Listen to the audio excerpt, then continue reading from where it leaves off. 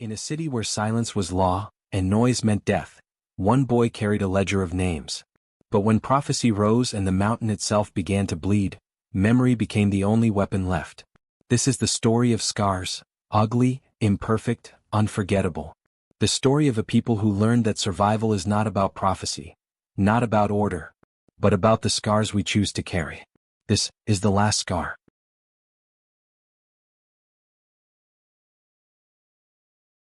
The city had no voice. It was not quiet in the way of midnight streets or libraries. It was not the hush before prayer or the calm of snow falling.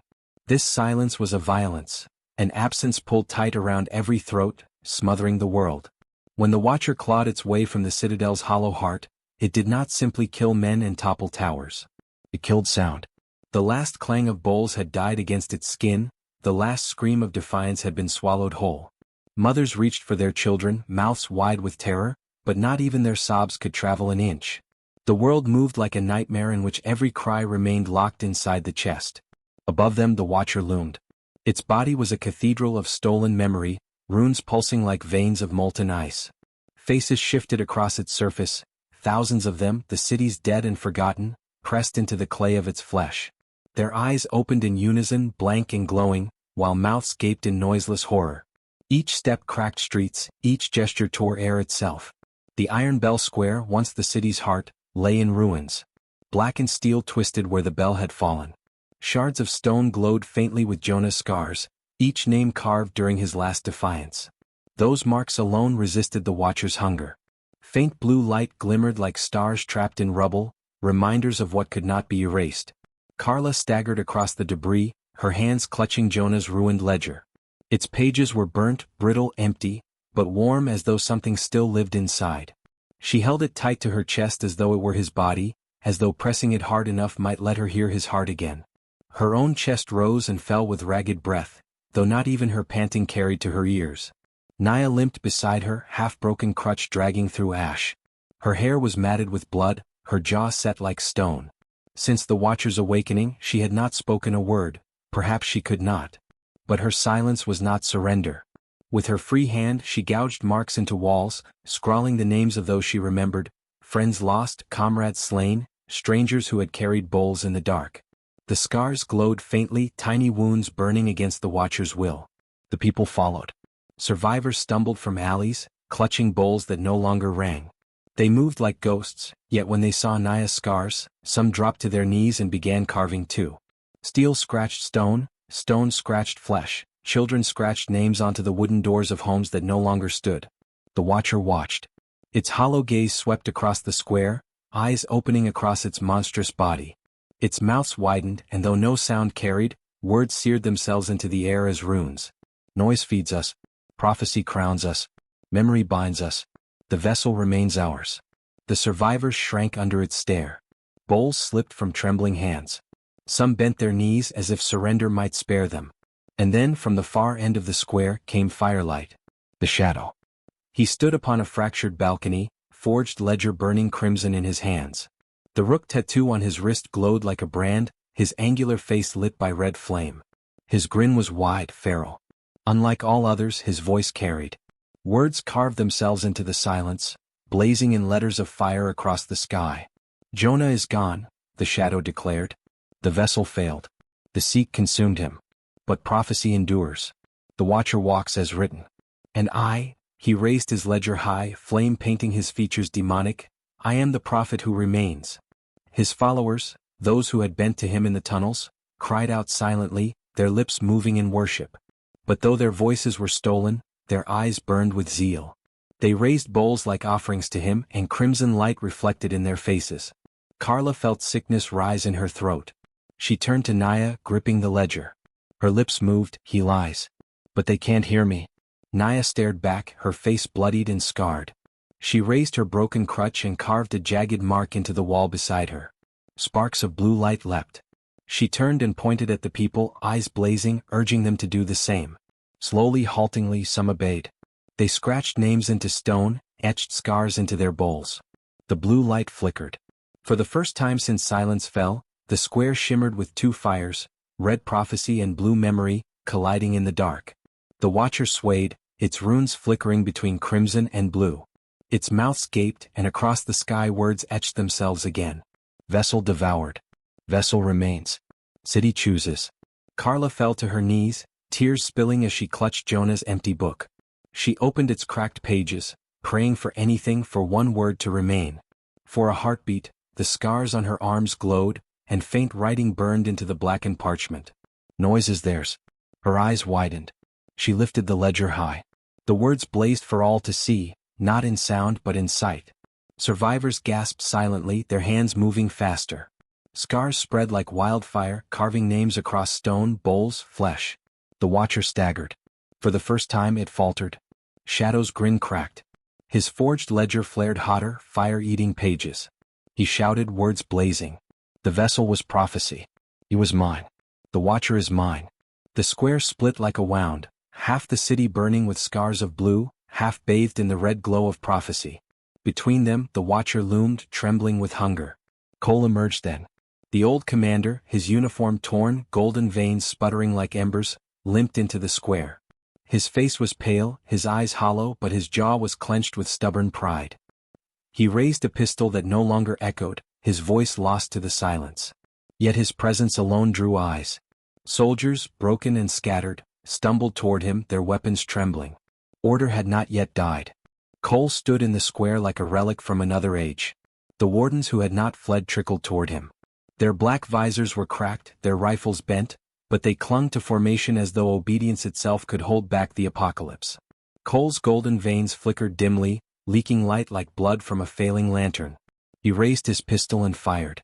The bullet split the air, but no sound followed. The crack that once commanded fear was swallowed into nothing. The round struck the watcher's flesh, sinking into the stone-like skin without effect. The faces embedded in its chest did not even flinch. Still Cole stood tall, the pistol smoking faintly.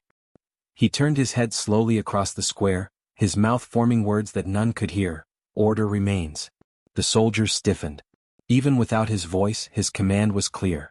They raised their rifles, forming lines in the rubble, aiming at survivors who carved scars, at families clutching bowls glowing faintly blue. Naya's eyes widened. She shoved Carla back, raising her broken crutch as if it could hold the line. She scraped it across stone with deliberate force, carving another jagged scar. Sparks of blue leapt upward, illuminating her face in defiance. Carla turned the ruined ledger outward, showing its empty pages to the crowd. She pointed at them, then at the stone, urging them to keep writing, to keep cutting names. Her lips shaped Jonah's last words, "Noise is theirs." And the people obeyed. Every surface around the square came alive. Stones glowed with scratched names. Bowls shimmered with new etchings. Blood-smeared walls where fingernails had carved. The square pulsed with scars, each mark a refusal to kneel. The watcher swayed. Its body rippled between blue and red, torn between scars and prophecy. Its many mouths opened, words carving into the sky again. Memory spreads. Prophecy burns. Order binds. The vessel remains ours. Shadow threw his head back, laughter etched in fire across the air. His forged ledger burned brighter, flames licking the pages like living tongues. He thrust it toward the watcher, shouting with manic triumph, "Take me, not him. I am the vessel you seek." The watcher leaned, its hollow gaze falling on Shadow. For a heartbeat, the runes of its body flared crimson. The prophet's followers fell to their knees, arms lifted in silent worship. Carla's heart seized.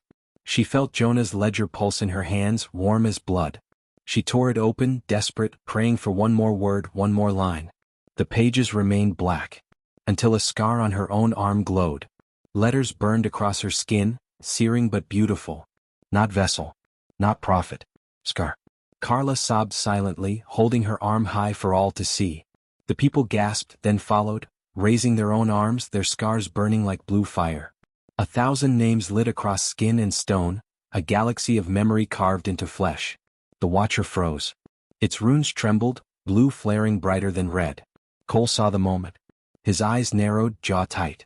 He raised his pistol again, this time not at the watcher but at the people carving scars. Naya lunged forward, her crutch crashing against his arm, knocking the weapon wide.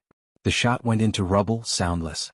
She glared up at him, her mouth twisting into words sharp as blades. No more silence. Cole shoved her aside, fury blazing in his hollow eyes. His veins glowed brighter for a moment, gold searing like molten iron. He drew a knife from his belt, its blade etched with the old runes of stability. His mouth moved, lips forming the words she could not hear: obey or burn. The wardens surged, rifles cracking though silent, bullets ripping through the crowd.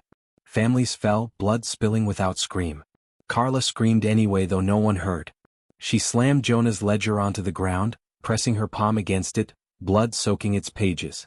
Her tears fell onto the parchment, mixing with the stains. Light flared. The book burned blue. Not words but scars carved themselves across the empty pages. Names of the fallen filled it, written not by hand but by memory itself. Every death etched truth. Every wound became line. The watcher's hollow eyes turned. It stared at the ledger, at the names burning across its pages. For a moment, the monster swayed as if Jonah's heartbeat still pulsed within the book. Shadow shrieked, his forged ledger flaring red. He hurled fire at Carla, a torrent of prophecy meant to burn her alive. But Naya stepped into it. Flames licked her body, her clothes burning, skin blistering. Still she grinned, teeth bloodied, eyes wild. She lifted her arm and carved one last scar into the stone with her smoldering crutch. It glowed brighter than any before. The square became a battlefield of light. Red flames writhed from Shadow's prophecy. Blue scars burned from Jonah's memory. Gold veins sputtered from Cole's failing order. And towering above them all, the Watcher trembled, its body cracking under the weight of their clash. Carla fell to her knees, clutching the glowing ledger. She wrote with blood and ash, her hands shaking. The city has no voice, but it has scars. And scars speak louder than silence. The words blazed across the square. For the first time since the Watcher rose, people began to smile, not in joy but in defiance. Their mouths opened, their arms lifted, their scars burning. No sound came, yet it was louder than any scream. The Watcher's mouth stretched wide. It roared, silent but terrible, and the square shook with power. Buildings collapsed. The ground split. Faces embedded in its chest wailed noiselessly, reaching out with desperate hands. And then the sky above split with light, blue, red, and gold colliding. The city stood on the edge of judgment. The Watcher shook as though its colossal frame were a drum stretched too tight. Cracks spidered across its body, runes flickering between red, blue, and gold. Each light flared in rhythm with the chaos below. Shadow screaming his prophecy in fire, Carla burning scars into Jonah's ruined ledger, Cole barking silent orders while wardens fired into the crowd. The square itself became a living battlefield, its stones glowing with names, its air thick with fire and blood. Families crawled over rubble to carve, their fingers bleeding as they etched names of the lost into walls and bowls. Wardens gunned them down without hesitation, but every corpse that fell blazed another scar into the ledger. Carla's hands shook violently. Her palm was raw, skin shredded where she pressed blood into the parchment. Yet the more she bled, the more words appeared, not hers alone but thousands of voices, every memory she could not carry by herself. Jonah Mercer. The children of the East Quarter. The deserters of the docks. The nameless dead of the tunnels. The pages filled as if the city itself were writing. Above, the Watcher's chest flared. For a moment, a figure flickered behind the runes, Jonah's outline faint but real as though his body were trapped within its stone ribs. His scars burned like constellations, his face straining against the silence. Carla screamed his name. No sound carried, but her throat tore with the effort. She raised the ledger toward him, desperate, pleading. Jonah's lips moved. His words carved themselves into the Watcher's skin. Scars remain. I remain. The square erupted in blue light. Shadow's grin faltered. His forged ledger burned hotter, pages curling into ash, but he forced it high. He is prophecy. His voice blazed in red fire across the sky. His scars were written in my book before he was born. The Watcher proves me right. He is mine. The Watcher's body convulsed, red runes crawling across its frame. It leaned toward Shadow, its mouth gaping in silent hunger. His followers screamed wordless devotion, their bowls raised in crimson glow. Cole saw the shift. His jaw clenched, fury hardening into something colder. He lifted his knife etched with stability runes and strode toward Carla. His soldiers closed ranks, their rifles cutting down anyone carving scars. Naya stumbled into his path, her skin scorched from flame. Her crutch burned red at the edges, splinters glowing like embers. She raised it anyway, grinning through blood. Her lips shaped the words, "Over my corpse." Cole's eyes narrowed. He drove the knife forward. but Naya caught the blade in her palm. Blood spilled down her wrist, sizzling as it dripped onto the stones. She shoved back, her crutch cracking against his chest. Sparks of blue flared where blood struck stone, new scars igniting across the ground. The wardens faltered. They looked at their commander, veins sputtering, knife clashing against a crippled woman's crutch, and some lowered their weapons. Their eyes darted to the scars spreading across the square, to the people carving names even as bullets tore through them. Cole snarled, golden veins blazing brighter. He struck Naya down with a backhand, his knife slashing her shoulder. She collapsed onto the rubble, but her eyes still burned, her lips mouthing silent laughter. Carla crawled to her side, clutching the ledger, tears streaming. She pressed its glowing pages against Naya's chest, as though memory itself could hold her together. Blue light bled into the wound, scars crawling across her skin. Above, the Watcher staggered again. Jonah's outline blazed brighter inside it, scars spreading across its chest like veins of light. His hands pressed against the stone from within, straining, desperate. Shadow hauled. His forged ledger split down the spine, crimson fire licking his arms. He clawed at the Watcher's chest with bare hands, runes branding his skin. "Take me," his words flared across the sky. "Make me vessel. Make me God." The Watcher bent lower. Its hollow gaze locked on him, its mouth opening wide enough to swallow the balcony where he stood. For a heartbeat it seemed prophecy would win. And then a warden, just one, young and shaking, dropped his rifle. He knelt beside the body of a mother he had shot, lifted her bowl, and scratched her name onto it with trembling hands. The scar glowed faintly blue. Another soldier followed. Then another. The ranks of order broke. Cole roared soundlessly, his veins bursting with gold light, but it was useless. His army deserted him, their weapons clattering as they carved instead of killed. The square became a flood of scars, glowing brighter than Shadow's fire. Carla raised the ledger high, its pages blazing with names. She wrote one last line with her own blood. "Scars do not kneel." The words exploded across the square, carved into every wall, every bowl, every heart. The Watcher convulsed, torn between red prophecy and blue memory. Its body cracked, runes sparking. Jonah's face blazed from within, straining against chains of silence. Shadow screamed, his body consumed by his own flames. He hurled his ledger into the air, pages burning to ash. The Watcher caught them in its mouths, devouring prophecy itself. Red fire crawled across its skin, threatening to drown blue. Carla clutched the book to her chest, eyes wild. "Jonah," she mouthed, though no sound carried. His answer carved itself into the sky, words blazing in blue scars. "Not vessel. Not prophet. Scar." The Watcher howled, its mouth splitting wider. Its body trembled, caught between past and present, between silence and scars. And the city held its breath. The square burned without flame. Blue scars stretched across walls, bowls, even flesh. Red fire writhed from the Shadow's dying ledger. Gold veins sputtered weakly from Cole's collapsing body. The Watcher stood above it all, trembling as if the city's struggle carved directly into its bones. From within its chest, Jonah pressed harder against the stone, his hands glowing like brands. The faces embedded in its flesh twisted and wailed, silent yet agonized as his scars spread through them. Shadow shrieked on his balcony, his skin blackened by his own fire. He clawed at the Watcher, blood searing across his arms. "He is prophecy. He is mine," he screamed, though only fire wrote his words in the air. His followers wailed soundlessly, bowls lifted in trembling worship. The Watcher's gaze shifted. For a moment, its runes burned crimson again. It bent low, its many mouths stretching toward Shadow as if ready to devour him, to crown him vessel. But Carla staggered forward, Jonah's ruined ledger in her hands. Her blood dripped onto its pages, her scars blazing like torches. She held it aloft, her lips forming words that wrote themselves in blue across the square. "Noise is not prophecy. Noise is not order. Noise is scars." The people cried without sound, their mouths wide, their arms raised. 1,000 scars blazed at once, flooding the square with blue light. The Watcher convulsed. Its body cracked deeper, blue splitting through red. Jonah's outline blazed brighter within, his face clear now, his scars burning across his chest and arms. He pressed his hand against the inside of its ribs. Words carved themselves into the monster's flesh. "I am not vessel. I am scar." The Shadow's grin broke. His forged ledger shattered in his hands, crumbling into ash. Fire consumed him, licking up his arms, burning into his eyes.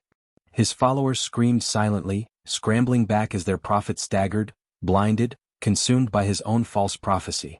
"No," he mouthed, falling to his knees. "Not like this." The Watcher opened one vast mouth and inhaled. Red fire rushed into it, swallowing the last of the forged ledger, the last of prophecy. Shadow's body crumpled into the ashes of his lies, his scream devoured by the silence he worshipped. Crimson light vanished. Cole watched, his pistol hanging limp in his hand. His soldiers were gone, kneeling among the people, carving scars instead of obeying. His golden veins flickered weakly, sputtering like dying stars. He looked down at his trembling hands, lips moving soundlessly. "Order was mine. All mine." He lifted his knife one last time and charged toward Carla, rage twisting his face. But his legs failed him halfway. He fell onto the rubble, the blade clattering from his hand. His golden veins dimmed, and his chest heaved with the silence of a man whose power had always been borrowed. Cole collapsed in the shadow of the Watcher, a general of nothing, forgotten in the moment history no longer needed him. Now only scars remained. Carla fell to her knees, clutching Jonah's ledger. Its pages glowed faintly, alive with thousands of names. The people pressed closer, their scars burning, their bowls lifted like shields of light. Naya crawled to Carla's side, her body broken, her crutch splintered, her face blackened by fire. Still she grinned, her teeth bloody. She pressed her hand onto the ledger, her scars bleeding blue into its pages. Carla looked at her, tears spilling. "He's still in there." Naya nodded. She mouthed, "Then tear him out." The Watcher screamed, silent, but the ground split beneath its feet. Its body cracked open wider, blue light bleeding like rivers. Jonah's form glowed within, his arms stretched wide, chains of silence binding him. He looked at the city, his eyes blazing with memory and words seared across the sky. "You carry scars. You carry me." The people erupted. They carved faster, deeper, blood pouring from their fingers, their skin. Children etched names into bowls with shards of glass. Old men cut their own flesh, writing the names of lost families onto their arms. The square became a sea of scars, every surface glowing with defiance. The Watcher reeled, its body cracking like shattered glass. Its mouths opened in silent fury, trying to devour every mark, but it could not. For every scar it swallowed, 10 more appeared. Carla lifted the ledger high, her voice written in light. "Scars do not die." The Watcher's chest split wide. Jonah's figure burst forward, not whole but blazing, a man of light and wounds, scars burning brighter than any prophecy or order. He pressed his hand against its ribs one last time, carving words deep into the monster's flesh. Silence breaks. The Watcher shrieked, its form exploding into shards of stone and light.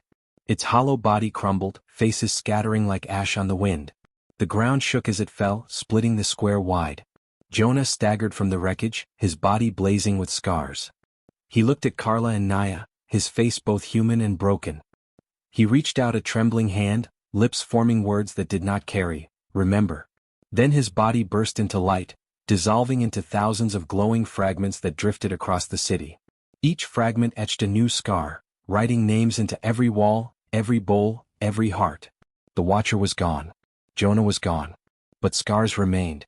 The square glowed like a living ledger. The square lay in ruins, but it was alive. Stones still smoked, shards of the Watcher's broken body littered the ground, faces carved into them now nothing more than hollow masks. The glow of blue scars covered everything, walls, bowls, rubble, even skin. Each mark was a testament, not prophecy, not order, not silence, but memory. Jonah was gone. Carla stood in the center, Jonah's ruined ledger in her arms. Its pages were full now, brimming with names, too many to count. They were written in blood, in scars, in sacrifice. Every fallen rebel, every slain child, every forgotten voice. She trembled as she held it, as though the weight of the city pressed against her chest. Naya leaned heavily on what remained of her crutch, her face blackened with burns, her body broken. Yet her grin remained ragged and stubborn. She nodded at Carla, her lips forming words. "He did it. Now we do the rest." Families emerged slowly from alleys, their bowls glowing with scars. Mothers lifted children high, showing their names etched across tiny arms. Old men wept silently, scratching the names of the dead into their skin. The wardens who had survived laid down their rifles, carving names into the steel of their own helmets before tossing them aside. For the first time since the Watcher's rise, there was no prophecy, no order, no silence. There was only memory. Carla fell to her knees, clutching the ledger. Tears poured down her face as she traced the last words Jonah had carved into the watcher's chest. Silence breaks. And then, faintly, something shifted. At first, it seemed like a hallucination. A trick of wind through shattered stones. A murmur that might have been imagined. Carla froze, her ears straining, her chest tight. It came again. A sound. Small. Imperfect. But real. The faint clang of a bowl. A child had struck one, timidly testing. The sound echoed raw and crooked, jagged against the silence. Others gasped, and then more bowls lifted. More strikes. One clang, then 10, then dozens. Noise returned. Not the perfect peal of the iron bell. Not the false thunder of Shadow's prophecy. Not the muted order of Cole's soldiers. But bowls, clanging off-key, cracked, uneven, human. Carla sobbed. Naya laughed silently, then joined, slamming her crutch against a broken bowl until sparks flew. Families struck bowls against rubble, against walls, against each other. The square erupted in noise. Not beautiful. Not divine. But theirs. Above, the mountain still glowed faintly where the watcher had first risen. A fissure of blue light cut across its peak, pulsing like a wound that had not healed. Some whispered fearfully, pointing at it. Was silence gone, or only sleeping? Carla clutched the ledger tighter. She looked at the people, her eyes blazing through tears. She lifted the book high, and words etched themselves in scars across the square. The city bears scars now. And scars cannot be erased. The people roared, not with silence, not with prophecy, but with bowls, noise rising jagged into the night. Cole lay forgotten in the rubble. The shadow was ash. The watcher was gone. Jonah had become scars scattered across the city. But the city lived. The city remembered. And when the next dawn came, imperfect and fractured, it would rise not to silence, nor prophecy, nor order, but to scars. The square still rang with bowls, but shadows were never far behind. In the alleys, in broken courtyards, in the rubble of burned houses, whispers stirred. Survivors huddled around scars carved into walls, their eyes bright with hope, and yet also heavy with fear. The watcher was gone, but the mountain glowed faintly still, its fissure pulsing like a wound in the sky. And in the emptiness left behind, a dangerous hunger returned. Carla sat by the shattered altar of the parish, Jonah's ledger before her. The book no longer wrote itself, but its pages were full, thousands of names inked in blood and scars. She traced them with trembling fingers, afraid of forgetting even one. Naya leaned against a cracked column, her body bound in cloth, her crutch little more than splintered wood and iron. She winced with every breath, yet her grin never left. "You see what they're saying out there?" she whispered, voice ragged but audible now.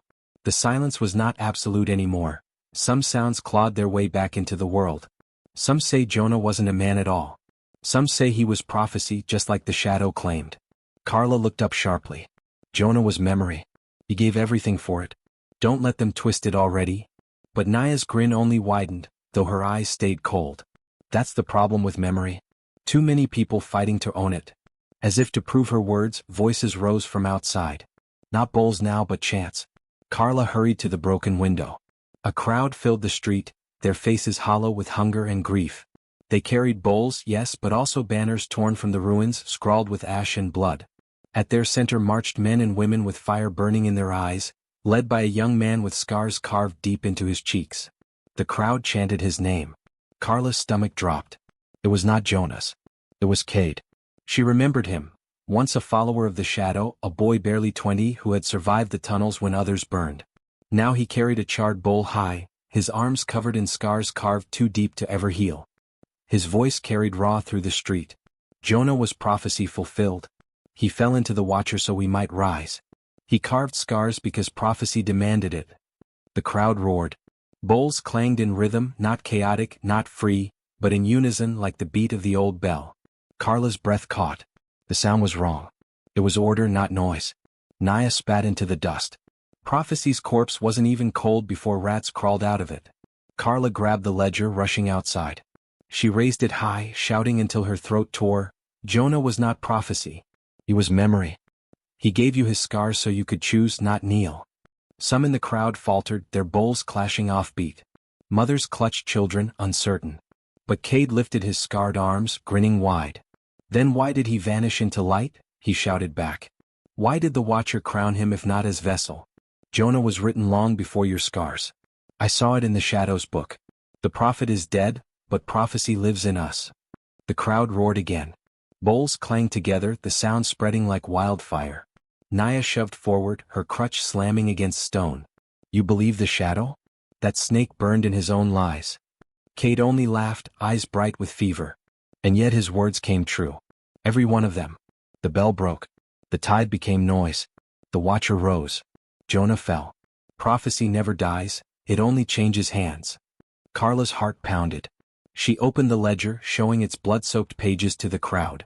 These names are not prophecy, they are memory. Your mothers, your brothers, your children. Do not let them be stolen again. The people wavered, torn between scars and chants, between the blue glow of memory and the fire of prophecy. Cade struck his bowl hard. The sound rang sharp, almost metallic, echoing with unnatural clarity. Carla's eyes widened.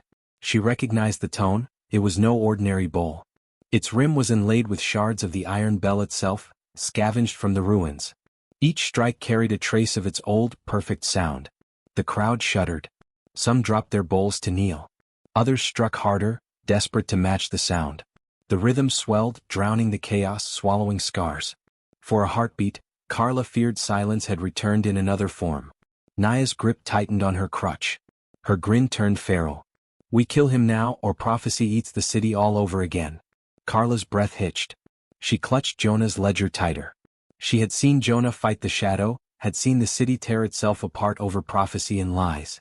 If Cade truly carried the bell's fragments, then his movement could become a new weapon, sharper than silence, deadlier than fire. But if she struck him down here before the eyes of the people, would she not only prove his words true? That prophecy lived, that death was destiny? The square had not even cooled from Jonah's sacrifice, and already the city was bleeding into factions again. Carla lifted the ledger, her voice breaking but defiant. Scars are not prophecy. Scars are choice. Do not bow to another prophet, be scars yourselves. The words blazed faintly across the ledger's pages, written in her blood. The glow spread into the air, carving itself against the walls. The crowd hesitated. Bowls faltered. The rhythm cracked. But Cade only smiled wider, raising his scarred arms high. Then strike me down if you dare. Let prophecy prove itself in my blood. The people roared, torn between belief and fear, their bowls clanging in a storm of sound that was neither silence, nor memory, nor freedom, but something new, something dangerous. The night burned with noise. Bowls clashed in a rhythm too clean, too sharp. Each strike from Cade's iron-laced bowl cut the air like a blade, drawing the crowd tighter, bending them into his cadence. Their eyes glowed with the reflection of fire pits, their mouths open in silent chants. Carla felt the rhythm tearing through her chest. This was not Jonah's chaos, not the fractured, human clamor of scars. It was a march. A bell reborn in fragments. She clutched the ledger tighter. Its pages were heavy now, filled with scars of the dead. She lifted it high, the blood-smeared names glowing faintly blue. Her voice broke as she shouted, "He is twisting what Jonah gave you. Your scars are freedom, not chains." Some in the crowd hesitated, their bowls faltering mid-strike. Mothers pulled their children close, whispering prayers against the clean rhythm. But Cade only smiled, his scarred cheeks stretching taut, his eyes burning with fanatic light. "Freedom?" he cried, raising his bowl. The iron shard gleamed in the firelight. "Freedom is weakness." The watcher devoured freedom. Prophecy endured. Jonah was its proof, his fall written before it began. We are not scars. We are destiny. The crowd roared, the rhythm swelling again. Naya shoved forward, slamming her splintered crutch against stone. Sparks flew as she carved a scar with deliberate force. The glow pulsed blue, jagged, chaotic, utterly at odds with Cade's rhythm. Her grin was savage, blood leaking from her lips. "You want destiny?" she spat. "Here's destiny, every tyrant bleeds. You're next." She lunged, crutch swinging. The crowd gasped as wood and iron cracked against Cade's bowl. The sound rang, not perfect now but jagged, sparks flying. Cade stumbled back, fury flashing across his face. His followers surged forward, bowls raised as weapons. Chaos erupted. Families scrambled to shield their children. Bowls smashed against skulls, blood spilling onto the cobblestones. Some shouted Jonah's name, others cried prophecy, the clash of noise breaking into a storm that neither side could control. Carla pressed the ledger to her chest, trembling. She had lived through the shadow's lies, Cole's silence, the watcher's hunger, but this was worse. This was neighbor against neighbor, scar against scar. Jonah's sacrifice already unraveling into blood. "No," she screamed, her throat tearing. "Stop this. He did not die for this." But no one heard. Cade roared, shoving Naya back. His bowl struck hers, the iron shard cutting deep into her crutch, splitting it in two. She fell hard against the stones, blood streaking her face. He raised the bowl high, ready to bring it down on her skull. Carla's heart stopped. She stumbled forward, ledger raised like a shield. "Cade, if you strike her, you prove me right. You are prophecy's slave, nothing more." The words seared across the ledger's pages, glowing for all to see. For a heartbeat the crowd faltered. Cade froze, his bowl raised. His eyes burned with rage, but his grin twisted wider. "Then let prophecy right itself." He swung. The bowl crashed down, onto the ledger. Blue light exploded.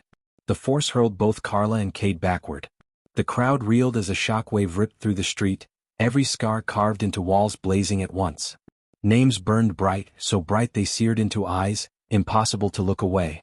Carla gasped, clutching the ledger. Its cover had split, pages glowing like embers. Jonah's handwriting blazed faintly across one line, as though pulled from the void. "Scars are not prophecy. They are choice." The crowd stilled. Bowls hovered midair. Even Cade hesitated, his chest heaving, his eyes locked on the words glowing across the book. Naya dragged herself up, blood streaming down her face, crutch splintered to a stub. She staggered beside Carla, her grin defiant. "See that rat? Even dead he writes louder than you." Cade trembled, his hand gripping the iron-laced bowl. His grin cracked, rage spilling through. No. He was prophecy. He was mine to fulfill. He struck the ground with his bowl, sparks flying, trying to summon the rhythm again. A few followers echoed him, but their strikes faltered, uneven now. The memory of Jonah's words clung to their eyes, burned into their flesh. The crowd fractured. Half-raised bowls in chaos, striking jagged, scars blazing. Half clung to Cade's rhythm, their eyes wild with prophecy. Noise split down the middle. Carla's chest heaved. She raised the ledger higher, its pages bleeding blue light. "Jonah is gone, but you remain. You are scars, not servants. Choose." The people screamed, bowls clashing, the street drowning in thunder. And above it all, faint and terrible, the fissure on the mountain pulsed brighter. The watcher's wound glowed, as if silence itself stirred at the sound of prophecy reborn. The street was war. Bowls rang like weapons, some sharp and perfect, others jagged and chaotic. Blue scars burned on walls, red fire smoldered in eyes, blood spilled across cobblestones. The square where Jonah had dissolved into scars only hours ago was tearing itself apart again. Carla stood at the center, Jonah's ledger clutched to her chest, its pages glowing faintly with names. Naya limped beside her, blood dripping down her face, her crutch a shattered stub. Together they looked like survivors of an apocalypse, which, in truth, they were. But the city had no patience for miracles. It wanted prophecy. It wanted certainty.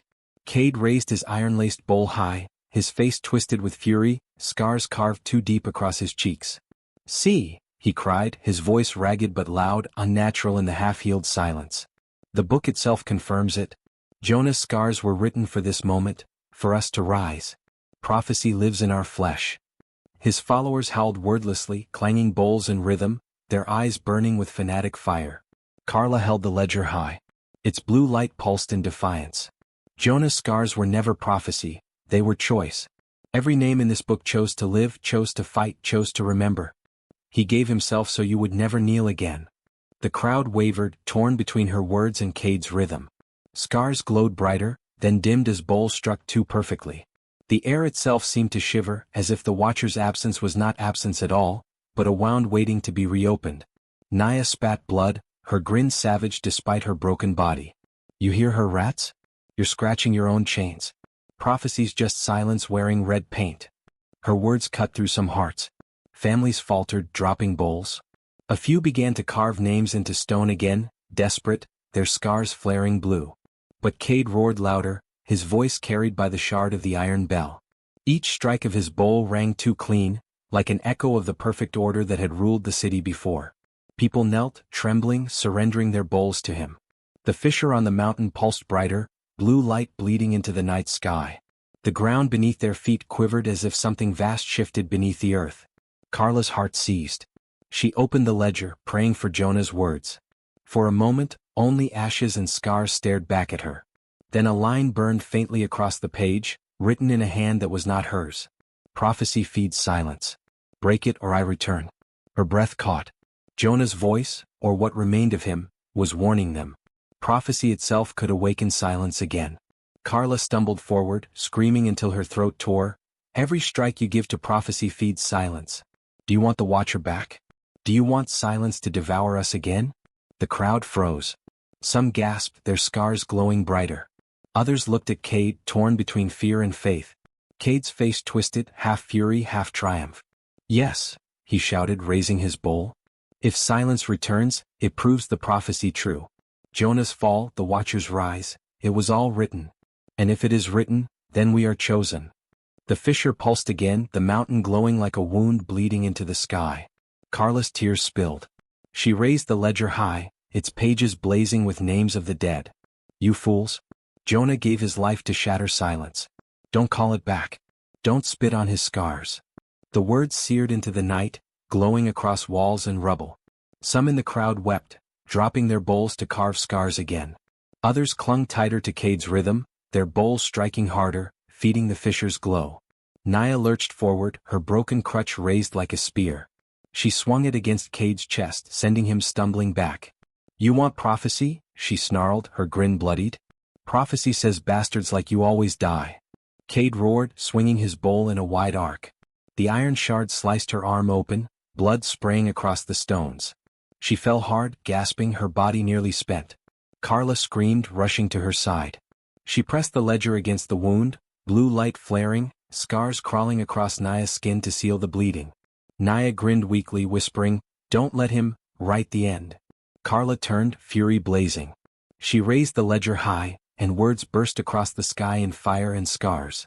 Prophecy ends tonight. Cade roared in defiance. He charged, bowl raised high. The crowd held its breath, prophecy and memory colliding in one final strike. The bowl crashed against the ledger.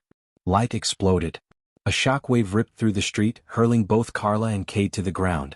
The fissure on the mountain split wider, a beam of light shooting into the clouds. The earth groaned, buildings trembling. Faces turned upward in terror as the wound glowed brighter, threatening to vomit silence back into the world. Carla staggered to her knees, clutching the ledger. Its pages blazed, but this time not with scars. With words. Jonah's words. Scars cannot be prophecy. Scars cannot be silence. They are choice. The people gasped, their bowls faltering. Scars flared across walls and flesh, blue fire spreading like a storm. Cade screamed, his bowl cracking in his hands. The iron shard of the bell split, sparks flying, the sound dying mid-strike. His followers staggered, some dropping to their knees, their faith broken by the silence that followed. Carla raised the ledger high, her voice searing through the night. The Watcher is gone. Jonah is gone. But we remain. Scars remain. You are not prophecy, you are memory. The people roared, bowls clanging chaotically, scars blazing so bright the fissure's glow faltered. The mountain groaned, its light dimming as though the wound itself recoiled from choice. Cade collapsed, clutching the shards of his broken bowl. His scars burned red, then blue, then nothing. He fell to the cobblestones, forgotten, another name waiting to be carved. The street thundered with scars. The fissure dimmed. Silence retreated for now. Carla stood trembling, Jonah's ledger pressed to her chest, tears burning down her face. She looked at Naya, broken but grinning, and whispered, "We won." Naya shook her head, coughing blood but smiling. "No. We survived. That's enough." Above them, the mountain still glowed faintly as if reminding them all, scars could not erase silence forever. But tonight they had carved choice into the bones of the city. And choice, for the first time in generations, was louder than prophecy. Dawn came in pieces. It did not rise clean over roofs and river. It leaked through the city's cracked bones, thin knives of light pushing through collapsed lintels and torn tarps, glinting off shards of the bell that still slept in gutters. Smoke drifted in low bands, smelling of wet ash and iron. Somewhere a bowl rang, crooked, human, alive, and then faded into the hush that lingered after a long scream. The wardens woke to it. They had slept in ranks once, boots parallel, rifles kissed with oil, tongues clipped to the line of command. Now they rose from stairwells and char pits, from under wagons and inside ruined arcades, dust in their teeth, names carved into the sides of their helmets in shaky hand. Some still wore the gold-threaded armbands of stability. Others had torn them off and tied them around wrists, bandages dyed the brown of old blood. Cole found his feet before his breath. He sat up in rubble, ribs loud with ache, the knife of stability resting by his thigh. The blade's runes, once crisp as orders, were chipped, their lines clogged with grit. His golden veins, once a steady glow beneath his skin, guttered like coals. He pressed his palm to the ground and felt nothing. No bell under the city, no singing wire of command. Only stone and old heat, the aftertaste of the Watcher's fall. He stood. Habit straightened his spine before conscience could speak. Across the square that had swallowed more oaths than any church, a file of wardens spotted him. Their shoulders twitched, half toward salute, half toward flight. The youngest among them, bare-chinned, visor cracked, held his rifle wrong like a broom. He had a name scratched into the metal of his chest plate, Jero. The letters were crooked. They glowed faintly blue. Cole's gaze snagged on the glow. Form line, he said out of reflex. His voice carried now, ragged but audible. It startled them. A few flinched as if sound itself were a punishment. Still, muscle memory pulled them closer. They did not form a perfect line. They formed a grief, uneven, weapons angled as if ashamed. Jero cleared his throat. Sir. Form line, Cole repeated, softer. The word sir tugged something in his chest he had not named when he still owned names. They obeyed, enough of them for it to hurt. Carla and Naya watched from the shadow of a gutted arcade. Carla held Jonah's ledger like a child she dared not wake. Naya leaned on a new crutch, bell steel lashed to wood, the iron mottled with heat scars. Her hair had burnt away at the ends, ash crowned her like a cheap wreath. Don't move yet, Naya murmured, eyes on Cole. Let him show himself. Carla's jaw clenched. He already has. On the far edge of the square, civilians gathered, bowls hooked over belts, scars bright on forearms and cheeks. No one kneeled. No banners. No red. They stood with the rigidness of people who will not run again because there is nothing left to run from. Cole stepped forward 2 paces, the space between order and aftermath. Wardens, he said. A count. A woman with a torn pauldron answered. 2 squads missing. 2 more deserted. She swallowed. Some dropped rifles, sir. Wrote names instead. Cole's eyes flicked to the runes on his knife. To the name glowing on Jero's chest. To the ledger in Carla's arms. That is not desertion, he said, surprising himself. That is inventory. Naya huffed a laugh. He just promoted treason to paperwork. Carla edged out of the shade. Cole. She did not raise the ledger. She did not have to. The city had learned to listen for it without sound. He turned. The gold in his veins stuttered. Archivist. Not yours. She held his stare until the title dissolved. You saw what prophecy did. You saw silence eat its own priest. You know what the bell made of people. She nodded at the knife by his thigh. Lay it down. Every warden moved at the same time, a shuffle, a click, a silent intake. Cole did not. He looked at the knife as if it might look back. I kept this city from tearing itself, he said. You think scars will hold a street together when men get hungry? When grief wants company? Carla didn't blink. We will hold it. With what? Bowls? The scoff caught in his throat and came out softer than he meant. With names? With names, Carla said. And the knowledge of what happens when we forget. A long soundless beat, the square's breath. Jero cleared his throat again. Sir, he said to Cole, almost apologizing. I shot a mother last night. He touched the fresh scar across his helmet. She wrote her boy's name on a bowl. My hands fired. I don't know if order told them or fear. I wrote the name. It won't come off. He looked up, eyes wet and furious. Do we still salute after that? Cole's mouth opened. No doctrine fit into the air between them. He tasted ash, tried a different truth. We kept blood tallies, he said quietly. We logged quotas as if grief were a ledger and not a flood. We told ourselves we were preventing collapse. He lifted his gaze to Carla. Maybe we were the collapse. Naya's fingers tightened on her crutch. Lay it down, she said. Not an order. A scar. He did not. Instead he stepped past his men. Past Jero's guilt and the woman's chewed pauldron. Past the line that could not be straight because the world was not. He walked toward Carla until they were within arm's reach.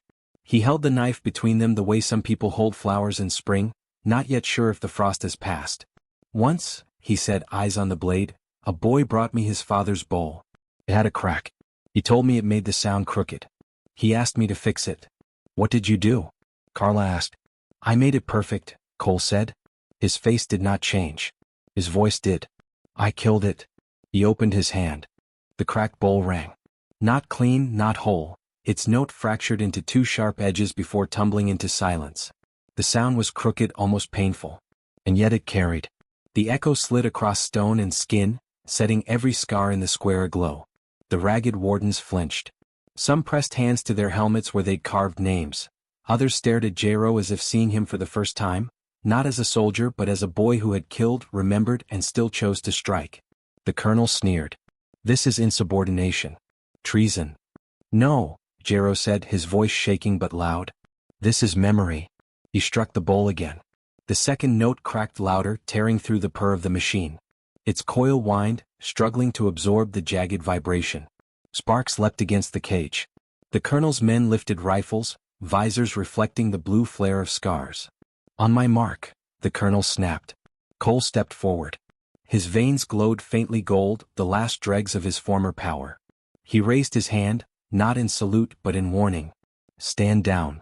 "General," the colonel said, his tone almost mocking. "You are relieved." Cole looked at him for a long moment, then bent and picked up a shard of stone. Not a weapon, just a piece of ruin. He scratched a single word into his forearm, carving until blood welled. Elias. A name. His name. The one he had buried beneath titles. The glow flared blue. Gasps rippled through the wardens. Some stared in disbelief, others in shame. Cole's shoulders sagged as though a weight had lifted, not victory but release. "I'm not your general anymore," he said. "I'm a scar." The square erupted. Old wardens tore armbands from their arms, hurling them to the dust. Rifles dropped. Names were carved, into skin, into helmets, into bowls. A storm of scars rose, blue light spilling across the rubble. The colonel's composure cracked. He raised his pistol, aiming squarely at Cole's chest. "You've doomed us all," he snarled. Before he could fire, Naya's crutch whistled through the air. It smashed the weapon from his hand, splintering bone. She grinned through bloodied teeth, eyes feral. "Morale this bastard." Chaos exploded. The colonel's men fired, bullets cracking through the morning air. Civilians scattered, mothers clutching children, bowls clattering. Old wardens surged forward barehanded, wielding bowls and broken stones, their scars burning like brands. The machine roared to life, its coils screaming, the air vibrating with unnatural silence. Carla staggered forward, Jonah's ledger in her arms. She thrust it open, the pages glowing. Names blazed across the square, burning into the air like fireflies. Her voice tore from her throat. "Remember? Strike crooked. Break their silence." The crowd answered. Bowls clanged offbeat, clashing against stone, against helmets, against the machine itself. The sound was jagged, chaotic, human, and it overwhelmed the coil. Sparks showered, the cage glowing red-hot. The colonel screamed orders, but his men faltered as the vibration tore through their skulls. One staggered, blood leaking from his ears. Another dropped his rifle, clutching at scars that had begun to glow against his will. Elias snatched the fallen pistol. For a heartbeat, it seemed he might aim at the colonel. Instead, he turned and fired into the coil. The machine shrieked. Its cage burst, metal twisting, silence leaking like smoke. The fissure on the mountain pulsed in answer, glowing faintly. But the crooked bowls kept clanging, their chaos smothering the machine's perfect hum. The colonel stared in disbelief as his invention died, coils melting into slag. "You don't understand," he rasped. "Without order, without structure, the city will eat itself alive. You'll crawl back to us on your knees." Cole shook his head. His voice was tired but sure. "Then we crawl on scars." The colonel lunged for his knife. Naya met him halfway, her crutch smashing across his skull with a sound like breaking porcelain. He crumpled into the dust, blood leaking across bright stitching. The battlefield fell quiet, no gunfire, no machine, only bowls clanging crooked, defiant. Carla closed Jonah's ledger. The glow dimmed, settling like embers. She looked across the square. Wardens kneeling to carve names, civilians pressing scars into walls, Elias standing as a man without command, Naya breathing ragged but grinning as though the fight had fed her soul. For the first time since Jonah's dissolution, hope did not feel like prophecy. But the mountain glowed still. The fissure widened a hair, its light bleeding into the dawn. Carla felt the weight of it in her chest. She whispered almost to herself, "Scars can fight men. But can they fight silence forever?" Elias heard her. His jaw tightened. "Then we carve until the stone itself remembers." The people struck bowls in answer, offbeat, imperfect, loud. And the fissure flickered as if uncertain. The colonel bled into dust. His men scattered, some limping away with rifles clutched like lifelines, others tearing armbands from their sleeves as if to shed a skin. The machine lay broken, its coils still steaming, its mouth gaping like a corpse's smile. The square was no longer a battlefield. It was aftermath. Elias, no longer coal, stood at the center, his chest heaving, his knife dangling loosely at his side. The gold in his veins had faded completely. Only scars burned on his forearm, his name scratched raw into skin. For the first time he looked like a man rather than a command. Carla approached, Jonah's ledger pressed to her chest. The glow had dimmed to embers, but the names inside were unshakable. She stopped beside him. "It's finished," she said softly. Elias shook his head. "Order never dies that clean. It mutates. It waits." As if to prove him right, a voice rose from the rubble, a ragged chant, uncertain but growing. Civilians who had lived under stability too long gathered their dead, whispering prayers not to scars, but to routine. "Curfew kept us safe," one murmured. "Order fed us even if with scraps." Another, "Noise breaks walls." Silence kept roofs over heads. Carla's stomach twisted. She had seen this before. Prophecy was not the only parasite, nostalgia for order was just as dangerous. Naya limped forward, her face streaked with blood, her grin jagged. "Let them mutter," she rasped. "Scars shout louder." She slammed her crutch against the cobblestones, the crooked clang echoing. A few civilians startled, then struck bowls in response. The chant cracked, splintering into silence. Elias glanced at her, a flicker of something like respect crossing his face. "You're bleeding out." "Always," Naya said, wiping her mouth with the back of her hand. "Doesn't mean I stop." Carla opened the ledger, letting the people see the pages. Names glowed faintly blue, thousands of scars pressed into memory. "These are not perfect," she told them. "They are broken, crooked, human. And they will outlive silence, prophecy, and order alike. But only if you choose them." The civilians looked at one another. Slowly bowls rose. Imperfect strikes clashed, uneven, raw. The sound spread through the square, not unified, not clean, but alive.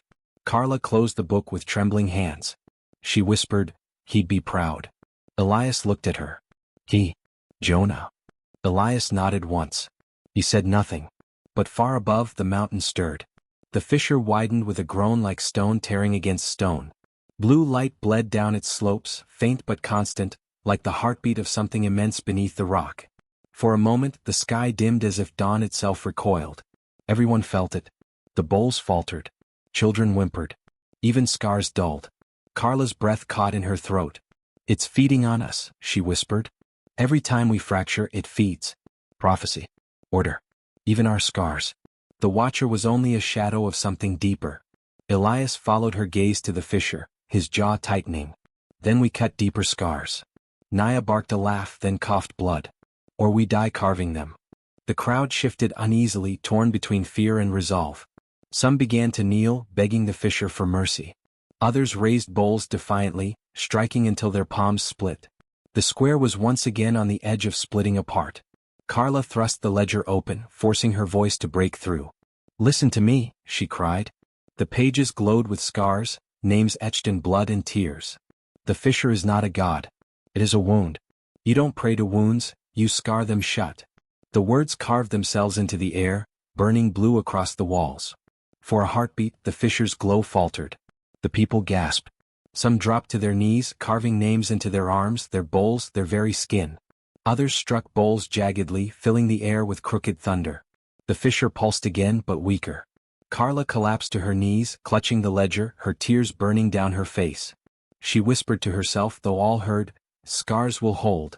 They must hold." Elias stood beside her, his knife at his side, his scarred arm blazing faintly. "If they don't," he said, voice low, "then I'll carve until the mountain itself remembers." Naya grinned through blood. "Then we're all going to bleed a lot more."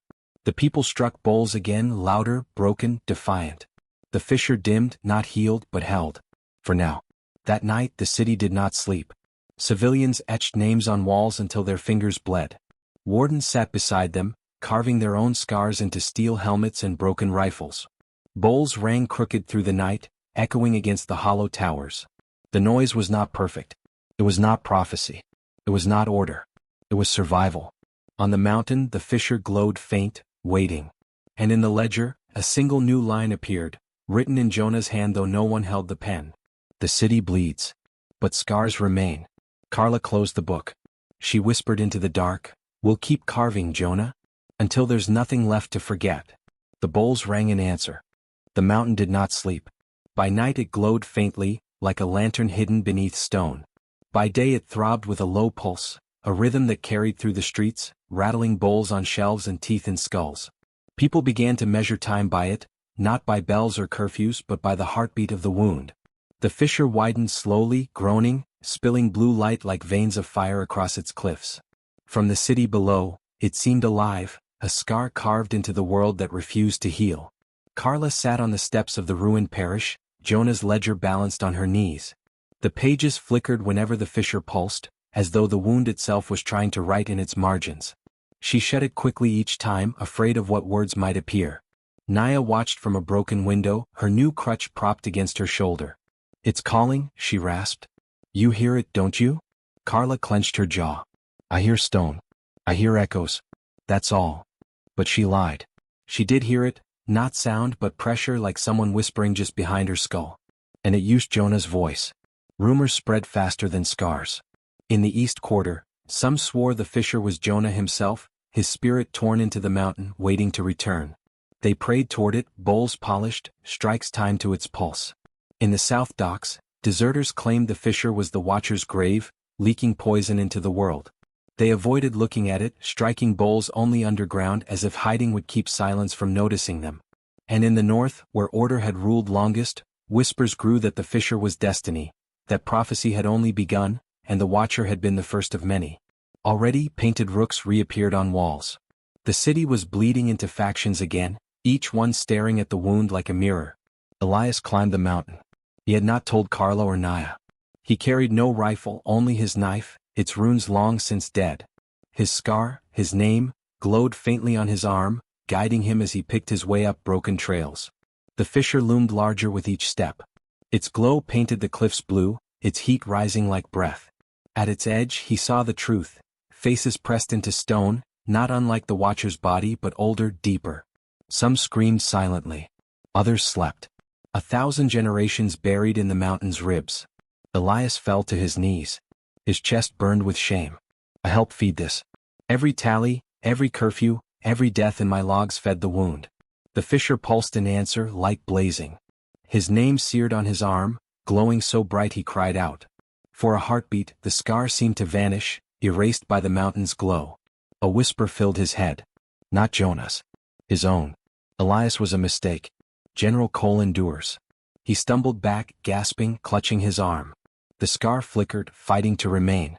He pressed his knife against the wound, carving his name deeper, blood spilling down his forearm. "Elias," he growled through clenched teeth. "I am Elias." The fissure screamed, silent but deafening. He staggered, nearly falling into it. For a moment he thought it would swallow him whole. But the scar held. His name held. He turned and fled down the mountain, the fissure pulsing harder in his wake.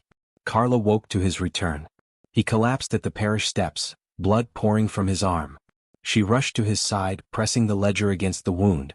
Blue light flared, sealing it enough to stop the bleeding. "What did you do?" she demanded. Elias's eyes were hollow. "It tried to take my name." Carla's heart froze. She looked at the fissure, glowing brighter now than ever, casting half the city in its blue shadow. "It's feeding again." Naya spat into the dust. "Then we starve it." Carla shook her head. "No. We face it. If it can unmake names, it will unmake every scar we've carved. We can't let that happen." The ledger warmed in her hands. A new line appeared, written in Jonah's script. "The wound remembers. You must scar it shut." Carla's breath caught. She showed the line to Elias and Naya. Jonah knew. Elias clenched his jaw. "Then we climb again." Naya grinned, blood still on her teeth. Good. I was tired of waiting for death to find me. Let's drag it down instead. That night, word spread. The archivist, the cripple, and the fallen general would climb the mountain. Not as prophets, not as wardens, not as priests, but as scars. Civilians followed, bowls strapped to belts, scars fresh on skin. Children too, their names carved into bowls by mothers who refused to leave them nameless. Even some former wardens joined, rifles slung but barrels empty, scars glowing faintly under helmets. The mountain path filled with footsteps, the fissure glowing brighter with each one. It pulsed faster now, as if sensing the approach, as if preparing to open fully. Carla clutched the ledger to her chest. She whispered to the city behind her, to the wound ahead, to the memory of Jonah scattered across scars. Let this be the last carving. The fissure roared in silence. And the mountain cracked wider. The climb began at dusk. The mountain loomed above them, its fissure glowing like a vertical wound, bleeding light into the night. Each pulse throbbed through their bones, rattling bowls, tugging at scars. Some faltered before even setting foot on the trail, whispering prayers or clutching their children close. Others pressed bowls to their chests and struck them once, crooked and sharp, as if daring the mountain to listen. Carla led, the ledger strapped against her ribs. Its pages burned faintly, warning her every step. She felt Jonah's presence not as comfort but as weight. Each pulse from the fissure made the book heavier, as if the mountain was trying to claim it too. Naya followed, her crutch biting into stone, her steps uneven but unrelenting. Every time she slipped, she laughed, a hoarse, cracked sound that unsettled the ones behind her. If this thing eats me, she rasped, I'll choke it on my bones. Elias brought up the rear, his scarred arm wrapped in cloth, his knife hanging from his belt. He moved like a man who had walked too long under orders and was now forcing himself to move without them. Behind them, dozens climbed, civilians with cracked bowls, children with names carved fresh on their forearms, former wardens with helmets stripped of insignia. A procession of scars. The fissure pulsed faster as they ascended. The path warped. At first, it was only stone faces carved into cliffs, half-formed, weathered.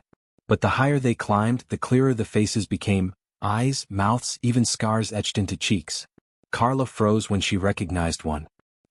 Her face was in the stone, lips parted as if mid-cry, eyes wide with terror. Her hand reached from the rock, fingers frozen just shy of escape. Carla pressed her palm to it, trembling. She's here, she whispered. The stone hand shifted under her touch. For a heartbeat, Anne's eyes blinked, and a whisper coiled through Carla's mind, help me. Free me. Carla stumbled back, clutching the ledger. The fissure pulsed, and Anne's mouth twisted into a scream without sound. The light inside her eyes turned blue, then red, then nothing. It's not her, Elias said grimly. It's the wound. It feeds on what we've lost. Naya spat into the dirt. Then it's going to choke. We've lost too much. They climbed higher. The air thickened, pressing against their lungs. Each breath felt stolen, each step heavier. Some civilians turned back, sobbing, clutching their bowls like relics. Others pressed on, eyes hollow, determined to carve scars into the mountain itself. The fissure widened above them, its glow spilling down the path. Whispers filled the air, some soft, like lullabies, others sharp, like orders barked on a parade ground. Carla heard Jonah's voice among them. You failed me, Carla. You let prophecy rise again. You let Kate speak. Her chest tightened. She pressed the ledger to her ribs, but the words burned inside her skull, louder than memory. She staggered, nearly falling. Naya grabbed her arm, hauling her upright. Don't listen. The dead don't whine. That's the mountain. Carla gasped, tears streaming. It sounded like him. Naya grinned through blood. Good. Then spit in its face. Carla struck her bowl against stone. The sound cracked, imperfect. Scars on her arm flared, burning blue. The whispers recoiled. Jonah's voice dissolved into static. The others followed. Bowls clanged off-beat, a storm of crooked thunder. The mountain trembled, its fissure bleeding light, but the whispers faltered. At the halfway point, the path split. To the left, a narrow trail climbed toward the fissure's edge, glowing bright, pulsing like a beacon. To the right, a darker trail plunged into shadow, where the mountain's heartbeat slowed, heavy and ominous. The people hesitated. Some shouted to follow the light, prophecy. Others insisted on shadow, order. The crowd fractured just as it had in the city. Elias stepped between them, his scarred arm glowing faint. Neither, he said. His voice carried, not loud but steady. We don't follow prophecy or order. We carve our own trail. He raised his knife and slashed a new mark into the stone between paths, carving a crooked scar that bled blue. The rock groaned and the fissure above flared enraged. Carla pressed the ledger against the mark. The scar burned brighter, spreading like veins across the mountain wall, opening a third path, crooked, uneven but real. Scars make roads, Elias said. Walk them. The people struck bowls, answering with jagged noise. They followed the crooked path, leaving prophecy and order behind. As they climbed, the fissure's glow grew blinding. Faces screamed from stone, mouths wide, eyes empty. Whispers clawed at their minds, each one tailored to their guilt, their grief, their fears. Naya staggered, laughing through blood. It's showing me my father. Says he's proud. Bastard never was. I know it's a lie. Elias clenched his teeth, the fissure whispering General Cole in his skull, promising power, command, order. He carved his name deeper into his arm, blood dripping, whispering back, Elias. Elias. Elias. Carla opened the ledger. Names blazed across its pages, thousands of scars screaming louder than whispers. She read them aloud, her voice raw, forcing the mountain to hear. The fissure pulsed violently. The ground shook, boulders crashing down the slope. A child screamed as a rock struck his bowl, shattering it into shards. For a heartbeat, his scar dimmed, flickering as if erased. Carla dropped to her knees beside him. She pressed the ledger to his arm, whispering, You're still here. You are not silence. The scar reignited, glowing blue. The boy wept and clutched her. The crowd roared, bowls clanging in defiance. The fissure screamed, its glow spilling across the entire sky. For the first time, the mountain cracked not just light but sound, a deep, guttural roar that shook the world. Naya laughed through blood and pain. Good. Now we know where to hit it. They climbed higher, scars burning, bowls clanging, the fissure above them wide as a mouth, waiting to be scarred shut. The fissure opened like a mouth. At its lip, the glow turned blinding, spilling across their faces, painting skin and scars the same unnatural blue. The air reeked of iron and ash, thick enough to choke. A low vibration rattled the stone under their feet, neither sound nor silence but something in between. An endless hum, the heartbeat of a wound that had never healed. Carla's hands shook as she pressed the ledger to her chest. The pages fluttered without wind, names glowing faintly as if resisting the pull of the fissure. She whispered, It wants them. Every name. Every scar. Naya limped forward, her crutch scraping against stone. Her grin was bloodied, but her eyes burned. Then let it want. Wanting's not having. Elias followed, his knife drawn though its runes were dead. His arm, carved with his name, glowed faintly. He touched the scar as if reminding himself it still existed. We don't give it scars, he said. We carve them deeper. The people murmured behind them. Mothers held children close, bowls strapped to their waists. Former wardens tightened grips on their helmets, names etched in steel. Everyone stared into the fissure with the same fear, that their scars might be erased, their memories swallowed whole. They entered. The fissure's walls pulsed with light, veins of blue crawling through black rock.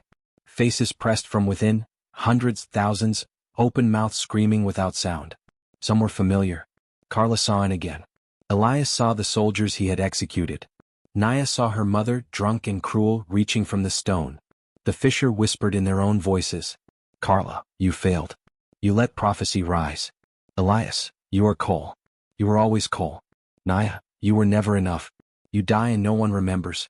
They staggered, each blow cutting deeper than steel. The people faltered behind them, clutching scars that dimmed under the weight of the whispers. Bowls slipped from hands, clattering uselessly to the stone. Carla fell to her knees. The ledger grew heavier, dragging her down. She tried to open it, but the pages blurred, names smeared, vanishing into whiteness. No, she gasped. Don't take them. Elias gritted his teeth, pressing his knife to his scar. He carved his name deeper, blood spilling. Elias, he growled. Not Cole. Elias. But the fissure whispered louder, drowning him. General. Command. Order. Naya swayed, her crutch slipping. She laughed weakly. Is this all you've got? Old ghosts? Bad parents? I've carried worse. But her grin cracked. Tears streaked down her face, unbidden, raw. The fissure pulsed brighter. The hum became a roar. Scars dimmed. Names vanished from the ledger, one by one. Carla screamed. She forced the ledger open, her voice breaking as she shouted the names aloud. Jonah Mercer, Jero. Every child in the parish, every deserter in the docks, every mother who carved her son's name. The fisher shook, its faces writhing, its light flaring. For a heartbeat, names reappeared on the pages. The people heard her. They struck bowls, first weakly then harder, clanging crooked, desperate. Scars reignited, blue fire spreading through arms and cheeks.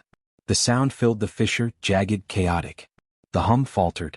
The wound recoiled. Elias staggered to Carla's side, his voice raw. "Keep reading." Carla's throat bled, but she screamed louder, reading every name she could. The ledger burned in her hands, blue light spilling from its spine. The fissure writhed, its faces twisting, mouths open in agony. Naya hauled herself up, planting her crutch into the stone. "You want scars?" she roared. "Take mine." She pressed the crutch into her own flesh, carving a fresh scar across her thigh. Blood spilled down her leg, glowing blue.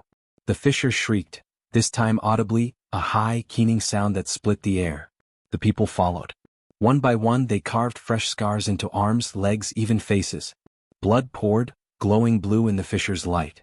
Bowls clashed, chaotic thunder. The fissure screamed louder, cracks spreading through its walls. At its heart, the wound revealed itself. A core of light pulsed in the depths, vast and terrible. It was not a creature but a wound made flesh, an endless hole devouring scars, memories, names. Every pulse threatened to erase them all. Carla staggered forward, ledger blazing. She felt Jonah's presence in the pages, faint but fierce. She whispered, "Tell me what to do." Words burned across the paper, "Scar it shut." Her chest tightened. She looked at Elias, then Naya. "We have to strike it. With everything. With every scar we carry." Elias's jaw clenched. He raised his knife, his scar glowing bright. "Then let it be done."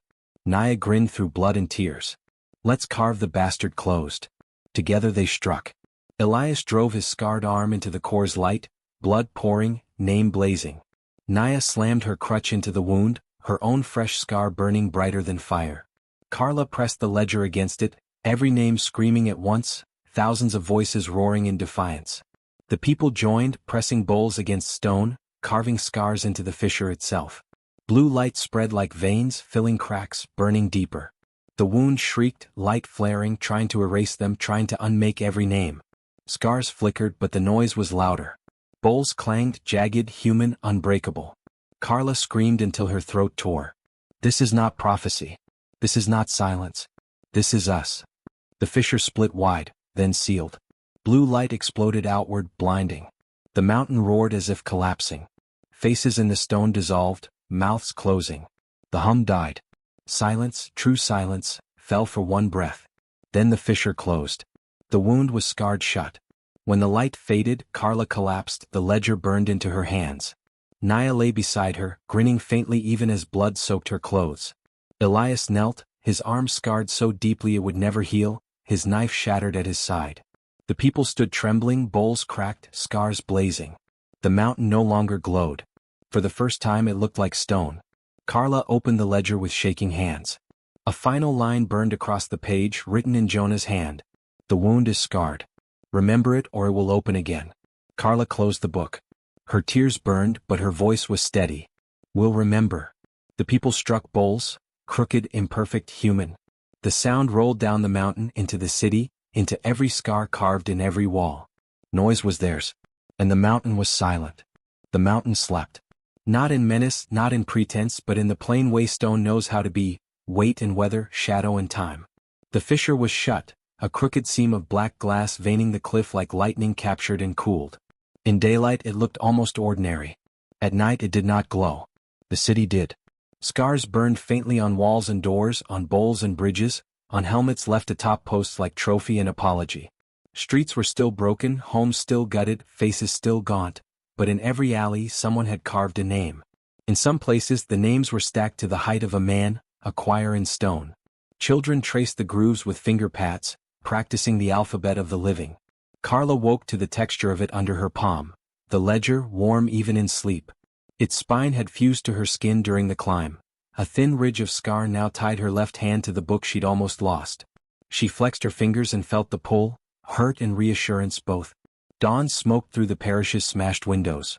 The nave held a soft noise, bowls being set, not struck, wooden chairs dragged, low talk.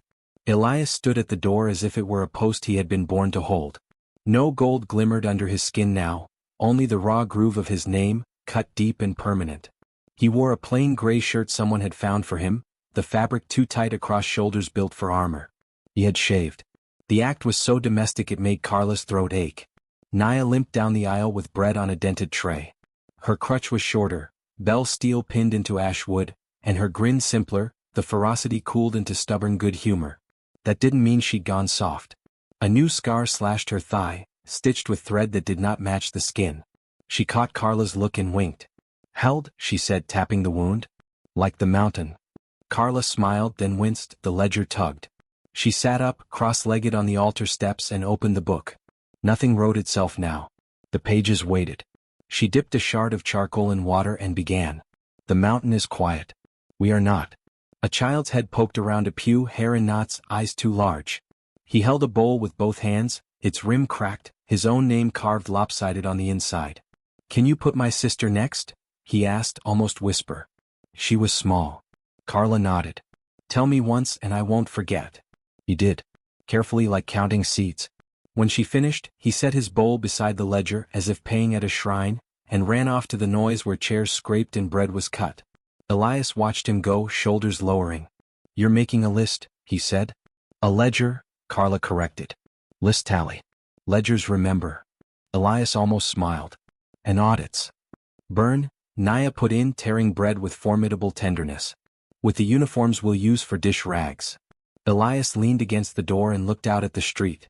A crew of former wardens were lifting a fallen lintel, bones of a shop front settling into a new angle.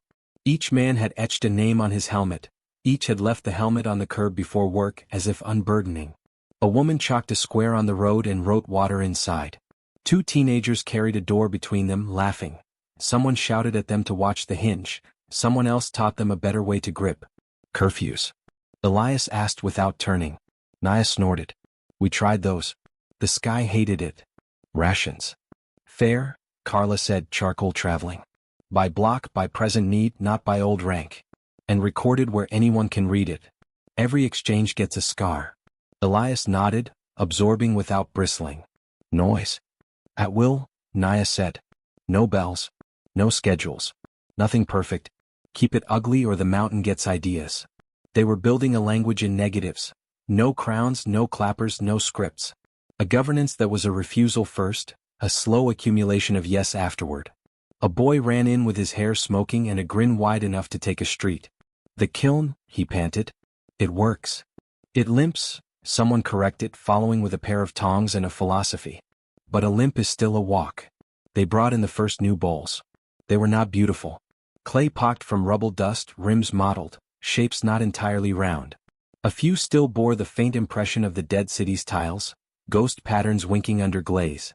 Carla ran her fingertips over one and exhaled, the relief so sharp it was almost grief. "Try it," the kiln boy said, bouncing. "Go on." Carla lifted the bowl. She struck it with her knuckle. The note came out crooked, split, alive. The parish clapped, then laughed at itself for clapping, then clapped again. The sound rolled out the doors and down the street and came back with company. Other claps, other bowls, other jokes, the clatter of a city announcing, "We are still here." Elias looked like a man learning to stand without a wall.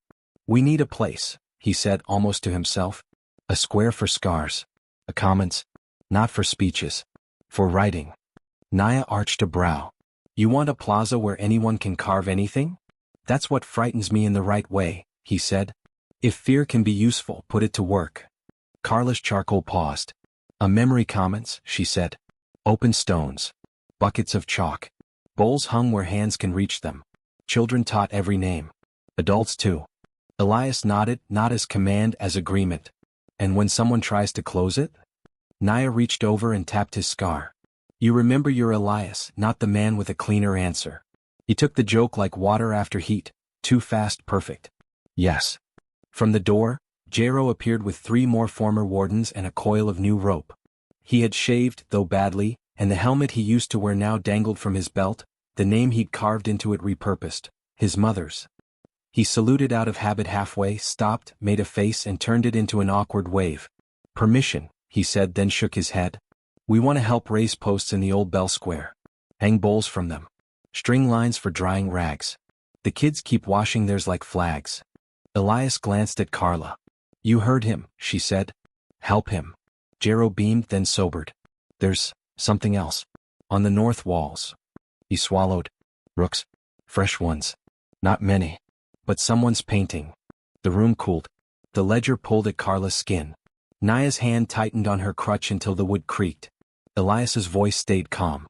Paint over them with names, he said. Not ours. They're dead. It steals the glamour. If they paint again, paint more names. Do not chase. Do not brawl. Make them spell what they worship. Jero nodded. And if they strike in rhythm? Naya grinned without joy. Teach them to miss a beat. It's contagious. They went, rope over shoulders, bowls on hips, moving like a new kind of patrol, one that corrected toward life. The morning built itself. The parish became depot, registry, nursery, kitchen. A woman who had sung in taverns taught children to count by scars. A man who had stitched uniforms stitched sleeves. A deserter turned the gears of a new handwell and laughed when it didn't explode. Carla wrote. She kept not just the names of the dead but the instructions for the living, how to fire clay in cracked kills, how to wedge roof beams into wounded walls, how to ration by block, where the water ran, how many hands it took to lift a lintel without breaking a back. She wrote too what not to build, bells, pulpits, machines with mouths. Elias drifted in and out, every errand a refusal to become central. He fetched rope, he listened to quarrels until they dissolved, he stacked bowls. Sometimes he stood at the door and looked at the mountain long enough that Naya would throw bread at his head. He was becoming the kind of anchor a city can carry, heavy but not a chain. By noon, heat lay on the streets like memory. Someone hung a line of new bowls across the old square, from one broken lamppost to a spine of scaffolding. They clinked in the breeze, small, differing, refusing to harmonize. Was good. It couldn't last untested. The first test arrived with a better shirt. A man in clean boots and earnest eyes climbed the parish steps with 6 companions. 3 from the docks, 2 from the north, 1 boy still bandaged from the fissure. He carried a ledger of his own, new paper, straight lines, a pen that had never tasted ash. We're forming a council, he said. Temporary. To coordinate relief, schedule work teams, formalize rations. The city needs a table, not an altar. Naya rolled her eyes. Tables turn into altars if you stare too hard. Carla stood, closed her book, and came halfway down the steps to meet him. He offered a hand, she took it. His palm was too soft and too sincere at once. Name? She asked. Bastian, he said. Purpose? Elias asked from the door. Prevent relapse, Bastian said. People need to know when to show up to build a wall, who brings clay, who brings bread. The rest follows. What rest? Naya prodded. Noise windows, he said, unself-conscious. To help the children sleep. The room went still. Bastian flushed. Not curfew. Windows. Windows are curfews with grammar, Naya said. We speak broken here. Carla lifted a hand, quieting the reflex toward fight. Tables are not wrong. Schedules are not sin. But we do it in the open with chalk on the commons wall. No minutes locked in drawers. No clever words for old cages. Bastian hesitated, then nodded, relief loosening his jaw. We can do chalk. We can do open. And no bells, Elias said. Not even for fire. Especially not for fire, Naya added. You'll bring the mountain down to dinner. Laughter loosened the room. Bastian smiled, genuine. One more thing, he said, and shrank as he said it because he knew. Some want, he gestured at Elias's scar. Titles. Not general. But something. Anchor. Steward. It helps people sleep. Elias's hand covered his name as if guarding a candle in wind. He looked at Carla. She looked at the bowls strung in the square, small and stubborn against sky. Then she looked at the ledger, at the seam where her skin met its spine. We write titles in chalk, she said. And we let rain have them. The boy with the cracked bowl reappeared at the door, hair more ash than brown, eyes bright. He raised his bowl high and shouted with a courage he did not yet know to fear, Lunch? The city laughed like a body remembering the trick of breathing. The parish doors stayed open. Bowls found hands. The mountain did not glow. Carla picked up her charcoal. The commons will carry our hunger before it carries our laws.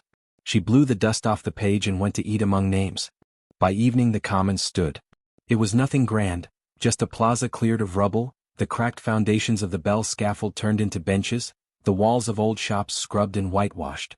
Buckets of chalk lined the edges. Bowls hung from ropes strung between posts, clinking in the wind like nervous teeth. Children were the first to mark the wall. Their hands left smears and crooked letters, some names only half legible, some drawings of faces with enormous eyes. Adults followed with heavier strokes, writing whole families, dates, small prayers.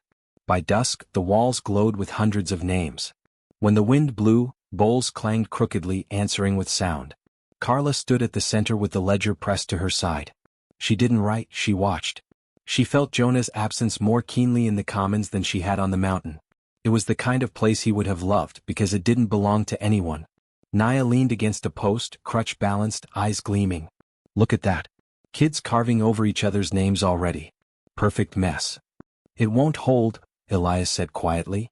He stood with his arms folded, his scar bright under torchlight. Walls will fill. Then people will argue whose names are bigger, whose chalk lasts longest.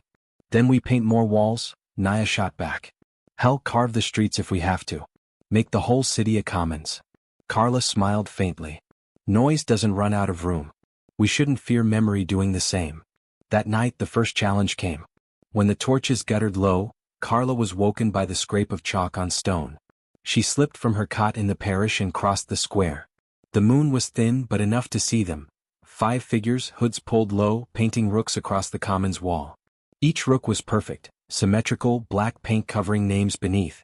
Carla's breath caught. She gripped the ledger tight. For a heartbeat, fear whispered, "It's back. Prophecy never dies." Before she could call out, a crooked clang split the air. Jero stood at the far edge, helmet under his arm, bowl in his hand. He struck it again, deliberately offbeat, the note jarring. Another former warden stepped beside him, striking her own bowl. The sound was wrong, ugly, and contagious. One by one, more people emerged from shadows, clanging bowls out of rhythm. The hoods froze, their rooks half-painted.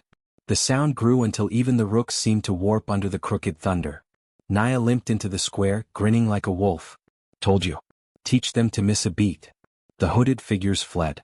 When dawn came, children scribbled names over the black rooks, their chalk bright against the dark. By midday, the rooks were buried beneath 100 scars. Carla exhaled, the ledger warm against her ribs. That's how it ends? Not with killing. With remembering louder. Elias nodded once, though his eyes lingered on the wall as if expecting the rooks to bleed through again. That evening the commons filled again, this time not just with names but with music.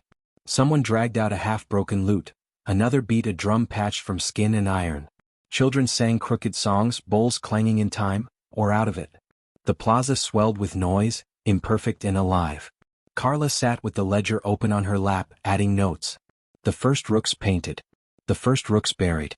Noise beats paint. Memory buries prophecy. Her hand ached, but she kept writing. Naya dropped beside her, offering a piece of bread. Eat, archivist, or you'll starve before your ledger does. Carla smiled tiredly and took it. You ever think about what comes after? After what? This. Noise. Scars. The mountain's quiet, but not forever. Nothing holds forever. Naya chewed, then shrugged. Then we keep carving. What else are we here for? Carla looked at her, at the crooked scar running down her thigh, the grin that refused to break. That's enough for you? It's everything, Naya said simply. Noise doesn't promise clean endings.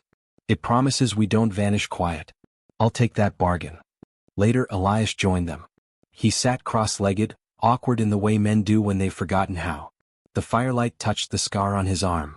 He studied it for a long time before speaking. When I carved my name it wasn't courage, he admitted.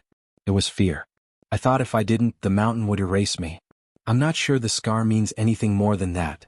Carla closed the ledger softly. It means you chose. Naya snorted. You think scars are noble? They're ugly. Crooked. Half the time they hurt worse than the wound. But they're ours. Elias's eyes flicked to her, then back to his scar. Slowly he nodded. Carla leaned forward, voice low. Jonah once told me memory doesn't need love. It needs truth. I think scars are the truth made visible. Not prophecy. Not order. Just what we survived, carved so we can't forget. The three of them sat in silence, listening to the crooked music of bowls and laughter echoing across the commons. For the first time the city sounded alive. At midnight, Carla wrote the last line of the day. The last scar is not on stone. It is in us. She closed the ledger. And for once, no words wrote themselves after. The third night came with fire on the horizon. Not the mountain, this time the north quarter. Smoke bled into the sky, red against black. Runners stumbled into the commons, stood on their faces. "They're marching," one gasped. "Rook bearers. 30, maybe more. Painted black, chanting. They say Jonah was prophecy. They say the fisher sleeps, not dead. They're coming here." The commons stiffened. Mothers clutched children. Ex-wardens reached for rifles they no longer carried. Bowls trembled in hands. Elias rose from the steps. His scar glowed faintly as if the name itself braced for fight. How long? An hour, maybe less. Naya spat into the dirt. "Good. Saves us waiting." She smacked her crutch against the stones, the crooked clang echoing. Some laughed nervously. Carla's chest tightened. She pressed the ledger close. The book felt heavier, as if it knew. She whispered to herself, "This is it. The last scar." They came at midnight. The rook-bearers entered the commons in a tide of black paint and rhythm. Their bowls rang in perfect unison, each strike like a hammer, flawless, relentless. The sound pressed against the walls, shook chalk loose, cracked new names. "Prophecy," they cried. "Prophecy fulfilled." At their head, a boy younger than Jonah had been, eyes wide with fanatic fire, a rook burned into his wrist. He carried a book bound in black leather, pages pristine. "This ledger," he shouted, raising it high, "was written in the mountain itself. It names the next scar, the final scar, your surrender." The rook-bearers roared, bowls slamming in rhythm. The commons shook. Some faltered, clutching children. Chalk crumbled from walls. Carla stepped forward, ledger clutched to her chest. Her voice cracked, but it carried, "That book is blank. Nothing but paper. Our scars are carved in flesh and stone. They bleed. They remember." The boy laughed. "And when your flesh dies, when rain eats chalk, paper remains. Prophecy remains." He struck his bowl. The rook-bearers followed, the rhythm flawless. For a moment the commons trembled. Even scars dimmed. Then Naya hobbled forward. She slammed her crutch against stone, crooked, offbeat, ugly. She grinned through blood. "Perfects for graves." The clang echoed. Children followed first, clumsy but loud, striking bowls against benches, walls, even the ground. Adults joined, scars burning. The commons roared with crooked thunder, jagged and human. Elias stepped into the storm. He carved his name again across his arm, blood spilling. He raised it high, scar blazing blue. "I was coal. I was order. I was silence. No longer. I am Elias. I am scar." The crowd erupted. Names shouted. Bowls clanged. Scars burned like fire. The rook-bearers faltered. Their rhythm wavered. The boy's eyes widened. Carla opened the ledger. The pages blazed. Names screamed in blue fire, spilling into the square, wrapping every scar, every bowl. Her voice tore from her throat, louder than she thought possible. "This is the last scar. Not prophecy. Not order. Our scars. Our names." The commons shook, not with prophecy's rhythm, not with order's silence, but with scars. Imperfect. Eternal. The rook-bearers broke. Some dropped bowls, fleeing. Others staggered, their scars reigniting against their will. The boy with the black ledger screamed, tearing at his wrist where the rook burned. The paint cracked, flaking away. His book turned to ash in his hands. The commons roared, not in triumph but in release. Bowls clanged, chalk flew, scars burned. The fight was over before it began. Later, when the smoke thinned, the commons was quiet. Names covered the walls, rooks buried beneath scars. Bowls hung crooked, some cracked, all clattering softly in the wind. Carla sat on the altar steps, ledger open on her knees. One last line burned across the page, written not by her hand but Jonah's. "The last scar is the one you choose to carry, even when no one remembers it but you." She wept, silently, until Naya pressed a bowl of water into her hands. "He's gone," Naya said, softer than usual. "But he's here." Elias stood nearby, his scar raw, his face calm. He looked not like a general, not like a prophet, but like a man who had finally chosen his own name. The commons breathed. Bowls clinked. Scars glowed. The mountain was silent. For now. Dawn came crooked. The sun rose bent behind the mountain, light leaking sideways through a haze of smoke and dust. It painted the commons in bronze and ash, glowing against chalk-scrawled walls. The bowls hanging from ropes caught it, flashing like dented stars. The city was not healed. Streets lay cracked. Water still pooled in gutters where pipes had burst. Ash clung to walls, dust settled thick. The air carried the smell of stone burned too many times. But the city breathed. That alone felt like miracle. Children played in the square, bowls on their heads like helmets, striking each other's sides with sticks until someone laughed too hard to continue. Women patched roofs with cloth and tin.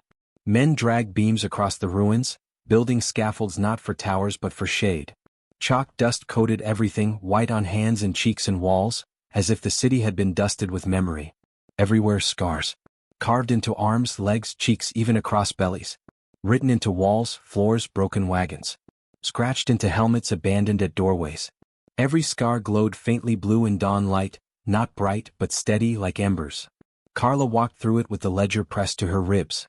She no longer felt it as burden but as second heartbeat. People called her archivist but not with reverence. Just habit, a shorthand for the woman who kept names.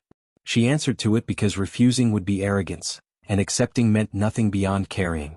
Naya limped beside her, crutch biting stone.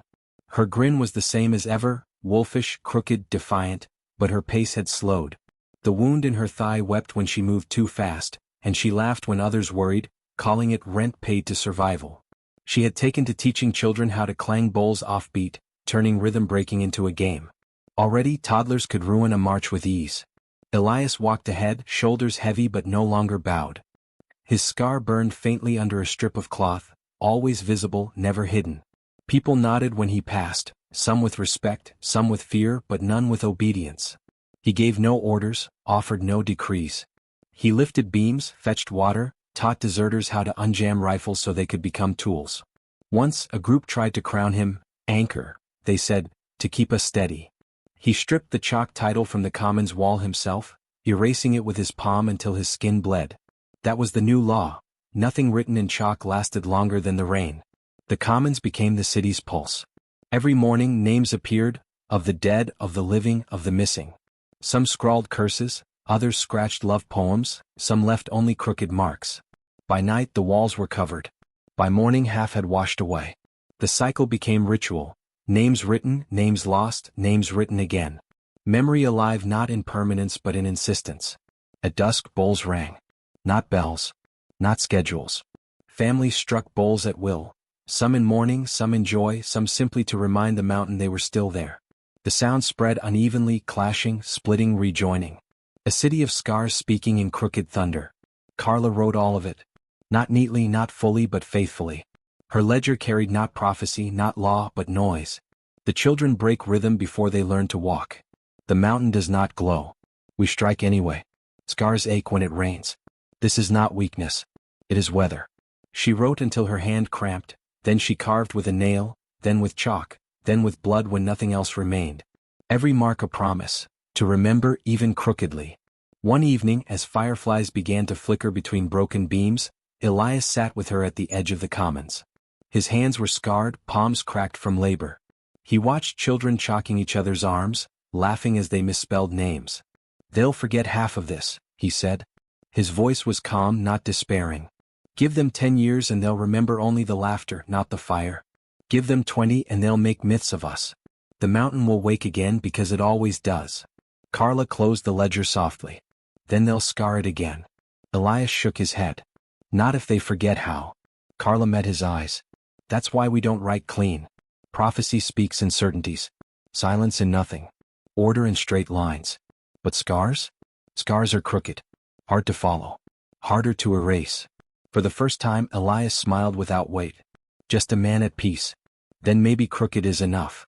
Naya joined them, limping with her crutch slung over her shoulder like a banner. She dropped onto the stone with a groan and a laugh. "You two talking philosophy again? Gods help us." "No gods left," Carla said. "Good," Naya grinned. "Means no one to blame but us when we screw it up." She leaned back, eyes on the mountain. It loomed dark now, seam of black glass catching no light. A scar sealed but visible. "You know," Naya murmured, "it's almost beautiful. The crack. Crooked. Ugly. Ours." The three of them sat in silence, watching the scarred mountain as children laughed in the commons, bowls clanging crooked in the wind. Carla pressed the ledger against her ribs. She thought of Jonah, of Anne, of every name she'd carved. She whispered into the dusk, almost prayer, almost promise. This is the city of scars. Let it never be anything else. Months slipped by like chalk in rain. The commons grew layered, names written, washed, rewritten. The walls no longer told a single story but a palimpsest, scars on scars. Children laughed as they added new marks over the old, never worrying what was lost. Adults sometimes wept then wrote again. Carla kept the ledger close, though its pages had grown stubborn. More often now it refused her ink as if telling her, enough. The city remembers without you. At night she argued with it, whispering, but what if they forget? The silence of the pages frightened her more than prophecy ever had. Elias spent his days among laborers, scar always visible, refusing every attempt to title him. When someone called him anchor again he scraped the name from the commons wall himself. Scars hold, he said simply. Titles break. Naya limped across plazas teaching children to strike off beat. The game spread. Families began to end every gathering with a crooked clang, not for worship, not for warning, but to prove the rhythm was theirs, not the mountains. One night, black paint returned. A rook scrawled fresh across the commons wall. For a moment, fear prickled like old fever. Then children woke first. They chalked names over the rook before dawn, giggling as they buried it in color. By sunrise the rook was gone, smothered in memory. Carla touched the wall, her scar warm beneath her sleeve. For the first time she closed the ledger without fear. The last scar isn't the wound, she whispered. It's the will to keep carving. And outside, bowls clanged crooked against the wind, carrying her words across the city of scars. The first winter after the mountain sealed itself came quietly. Snow drifted between ruined towers, softening edges the war had left jagged. Roofs sagged under frost, but smoke curled from chimneys. The commons filled with footprints where children ran to scrawl names in chalk, the white powder mixing with color until walls looked painted by weather itself. Bowls froze to ropes, striking dull, crooked notes when the wind shook them. Carla sat beneath the old scaffolds of Bell Square, the ledger on her knees. Her hand had grown stiff in the cold, and the book resisted her more often now. It seemed less willing to hold words as though saying, the city no longer belongs to me. Elias approached, shoulders heavy with snow. He had been carrying wood all morning, his scar glowing faintly beneath layers of wool. He lowered himself onto the bench beside her, exhaling frost. The kiln held, he said.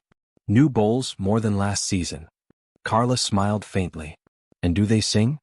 They clang, Elias said, almost amused. Ugly as ever. Loud as ever. That's music enough. They sat in silence for a time, watching families gather in the commons.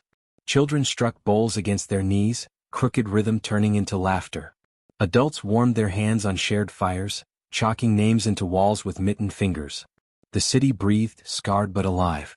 Naya arrived limping, her crutch biting into snow. She tossed bread onto the bench, still warm. Eat, or you'll both freeze into statues and I'll have to carve your names myself. Carla accepted a piece, biting into it gratefully. Elias did the same, though his eyes never left the commons.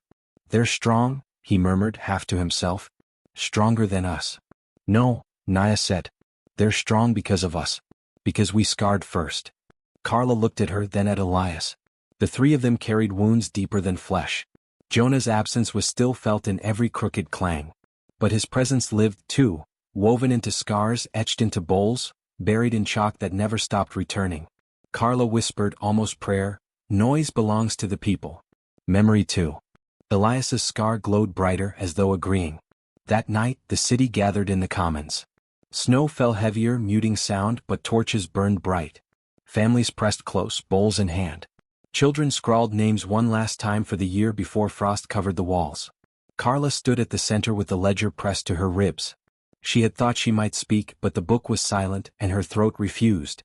She realized she didn't need to. It was Naya who raised her crutch first, striking it against a frozen bowl. The sound rang crooked, jagged, imperfect. A dozen followed. Then 100. The commons thundered with bowls. Carla felt the ledger vibrate against her chest, every scar in the city answering. She opened it one last time. Words blazed across the page, not from her hand, not from Jonah's, but from every name written and remembered. We are the last scar. Her breath caught. Tears burned her eyes. She closed the ledger gently, and for the first time she felt no fear of silence. Later, as snow buried the square in white, Carla, Elias, and Naya stood together at the edge of the commons. The mountain loomed dark in the distance, its crooked seams still visible. Think it'll wake again? Naya asked, voice softer than usual. Yes, Elias said. His scar glowed faintly. Everything wakes. Then what? Carla pressed the ledger tight, watching children carve fresh names into snow. Then we scar it again. The three stood in silence, snow falling heavy, bowls clanging crooked against the wind. And above them the city of scars lived, imperfect, loud, unbroken. The mountain sleeps. The city breathes. But the story does not end with walls repaired or bowls replaced. It ends, if it ends at all, with a question. What scar will you choose to carry? Jonah's ledger was never prophecy. It was memory, messy, bloody, imperfect. Carla carried it because she feared forgetting. Naya carried her wounds like banners, teaching children to strike off beat. Elias carried his name, carved raw, not as a title but as a refusal. Together they learned the last scar was not stone, not chalk, not even blood. It was will, the stubborn decision to live crooked, loud, and unbroken, even when silence pressed hardest. And that lesson outlives them. In every commons where names are written and washed, in every crooked clang of bowls across the night, in every child who laughs while striking out of rhythm, the scar remains. Not clean, not eternal, but alive. Perhaps one day the mountain will wake again. Perhaps another fissure will bleed light into the sky. But scars are not meant to prevent wounds. They are meant to remember them, so when the wound returns the hand does not tremble. That is the inheritance of the city of scars. Not perfection. Not prophecy. But choice. And so the final line is not Jonah's, not Carla's, not mine. It belongs to all who survive and strike. Noise is ours. Memory is ours. The last scar is us.